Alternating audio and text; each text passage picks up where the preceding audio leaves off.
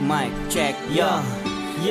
Nasasaktan ako pero kailangan ko itong tiisin. Alang-alang sa pag-ibig ko sa'yo, lahat ay gagawin. Kahit na ba iwas-iwasan ako pagdating ng tanghali. Gusto kitang yakapin pero hindi mahawi-hawi. Nagseselos ako kapag may kausap kang iba. Gusto ko man lapitan at tadyakan na lang sa mukha, pero hindi maaari. Wala akong magagawa, ang relasyon ko sa iyo walang pwedeng makahalata. At sa pagdating ng hapon malapit na at sa wakas, ang sama ng aking loob ay muli rin lilikas. Takip silim na at malapit nang magdilim, at unti-unting papalapit ka na rin sa akin. Eto na at nagabi, nandito ka sa aking tabi. Kumalma na ang loob ko sa paghalik mo sa aking labi. At kahit na ito lang ang oras ng pagsasama, pataguman ng pag-ibig, okay lang basta maligaya ka. Alam na ako'y nasasaktan sa tuwing makikita kitang may ibang kakwentuhan. Nais kong malaman mo na ako'y nandirito. Pwede ba akong kahit makiusyoso?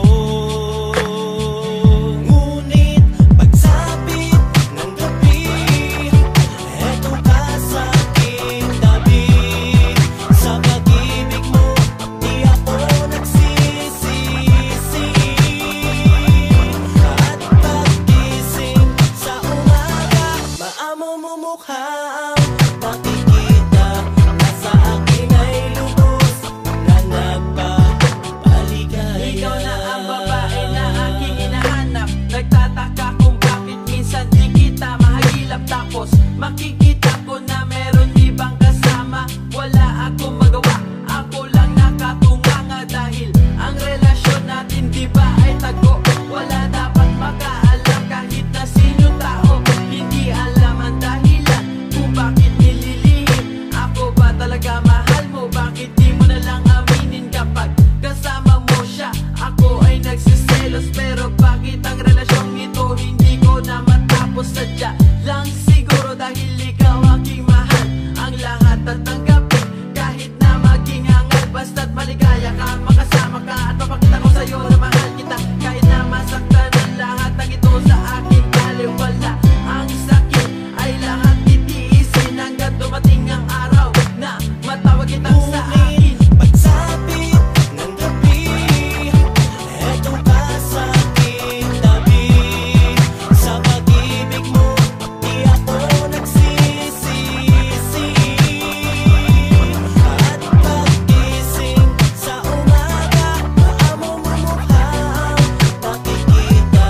Nasa akin ay lubos na nagpapaligaya. Sa paglabas ng bahay, tila'y walang nakalimutan. Nagmamadali, di sinasabi kung saan nilisan. Ang sarap batukan, para siya ay matauhan. Nang malaman niya tao rin akong nasasaktan. Nakukuhang unahin, sabihin sa iba ang problema. Bago makarating sa akin, ito'y nasolve na. Binabalewala pa ang aking pag-aalala.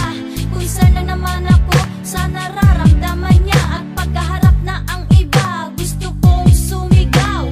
Ipagsigawan siya aking buhay at tumatayong ilaw sa aming tahanan. Ngunit hindi po pwede kasi relasyon namin tago lang sa aming sarili. Hindi mag-gets bakit hinahayaan mangyari ito.